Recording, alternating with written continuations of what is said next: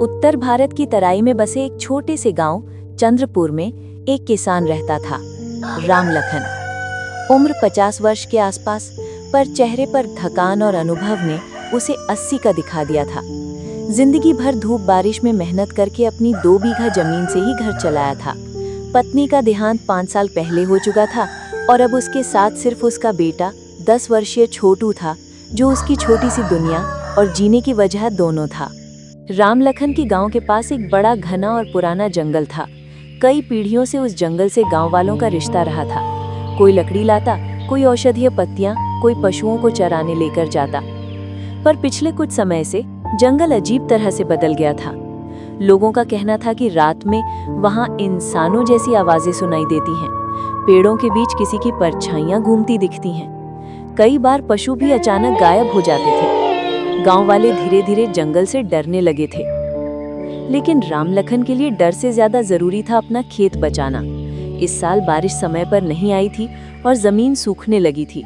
उसे जंगल के किनारे वाली नदी से एक छोटी नहर बनानी थी, ताकि पानी खेत तक पहुंच सके। एक दिन सुबह सवेरे राम लखन ने खुद से कहा, अगर आज नहर ना बनाई तो फसल खराब हो जाएगी। छोटू का पेट कैसे भरूंगा? वो अपना फावड़ा, कुल्हाड़ी और एक रस्सी लेकर जंगल की ओर चल पड़ा। छोटू ने पीछे से आवाज लगाई, बाबा, अकेले मत जाइए, जंगल में डर लगता है। राम लखन मुस्कुराया और बोला, डरने से अच्छा है सामना करना बेटा, जल्दी लौट आऊंगा। जैसे ही वो जंगल में दाखिल हुआ, उसे महसूस हुआ कि हवा भारी और नम थी। पेड़ों की पत्तियां बिना हवा के भी थरथरा रही थी, मानो उसमें कुछ फुसफुसा रहा हो। राम लखन ने सोचा, शायद मेरा वहम हो। वो नदी की ओर बढ़ा। नदी दूर नहीं थी, पर रास्ता कीचड़ और जंगली झाड़ियों से भरा हुआ था। बीच बीच में जंगली पक्षियों और बंदरों की आवाज गूंज रही थी, पर आज वे भी जैसे ज्यादा बेचैन थे। नदी तक पहुंचकर उसने नहर खोदनी शुरू की। 2 घंटे की मेहनत के बाद वो पसीने से तरबतर हो गया। तभी उसे लगा कि पीछे किसी ने झाड़ी हिलाई है। उसने पलटकर देखा, कोई नहीं। लेकिन जब वो फिर काम में लगने लगा, उसे फिर वही आवाज आई, इस बार ज्यादा साफ। कौन है? उसने ऊंचे स्वर में पूछा। कोई जवाब नहीं, पर लगा जैसे हवा में किसी की छाया लहराई हो। तभी अचानक एक तेज आवाज आई, रुक जाओ। राम लखन चौंक कर पीछे मुड़ा। सामने एक लंबी दुबली पतली आकृति खड़ी थी। उसका शरीर मिट्टी और पत्तों से ढका था। बाल लंबे बिठे हुए, आंखें चमकीली हरी थीं। कुछ पल के लिए राम लखन का दिल तेजी से धड़कने लगा, पर फिर उसने हिम्मत बांधी। तुम कौन हो? यहाँ क्या कर रहे हो? वो व्यक्ति धीरे धीरे आगे आया और बोला, मैं इस जंगल का रक्षक हूँ। लोग मुझे वनदेव कहते हैं। तुम यहाँ नहर क्यों बना रहे हो? राम लखन हैरानी से बोला, रक्षक? यह तो इंसानों की दुनिया है। तुम किस तरह के इंसान हो? वनदेव ने उदासी भरी आवाज में कहा, मैं भी कभी इंसान था, पर वर्षों पहले गांव वालों ने जंगल को इतनी बेरहमी से काटा कि मुझे प्रकृति की रक्षा की प्रतिज्ञा लेनी पड़ी। तब से इस जंगल और इसकी जीव जंतुओं की सुरक्षा मेरी जिम्मेदारी है। राम लखन ने पहली बार उसकी आंखों में दर्द महसूस किया। मैं जंगल को नुकसान पहुँचाने नहीं आया, नहर बनाकर फसलों को बचाना चाहता हूँ। वनदेव ने नदी की ओर इशारा किया। इस नहर से जंगल का पानी कम होगा, पौधे सूखेंगे, जानवर प्यासे मरेंगे। राम लखन ने भारी आवाज में कहा, पर अगर मैं पानी न लाया तो मेरा बेटा भूखा मर जाएगा। दोनों के बीच भारी खामोशी छा गई। वनदेव ने कहा, जंगल और इंसान दोनों को बचाने के लिए कोई और रास्ता होना चाहिए। राम लखन ने सिर हिलाया। मैं गरीब आदमी हूँ, सरकार से मदद नहीं मिलती। गांव वाले भी अपने अपने दुख में फंसे हैं, मैं क्या करूं? वनदेव ने उसे गहरी नजर से देखा। अगर तुम जंगल के लिए काम करोगे तो जंगल तुम्हारी मदद करेगा। राम लखन चौंक कर बोला, कैसा काम? वनदेव बोला, जंगल में कई जगह आग फैलाने की कोशिश हो रही है। कुछ लोग चोरी छुपे पेड़ों की कटाई कर रहे हैं। अगर तुम उन्हें रोकने में मेरा साथ दोगे तो मैं तुम्हें एक ऐसी जगह दिखाऊंगा जहां से तुम्हें स्वाभाविक रूप से इतना पानी मिलेगा कि तुम्हें कभी नहर नहीं बनानी पड़ेगी। राम लखन सोच में पड़ गया, फिर बोला, अगर इससे जंगल भी बचेगा और मेरी फसल भी, तो मैं तैयार हूँ। वनदेव ने सिर हिलाया और बोला, तो मेरे पीछे आओ।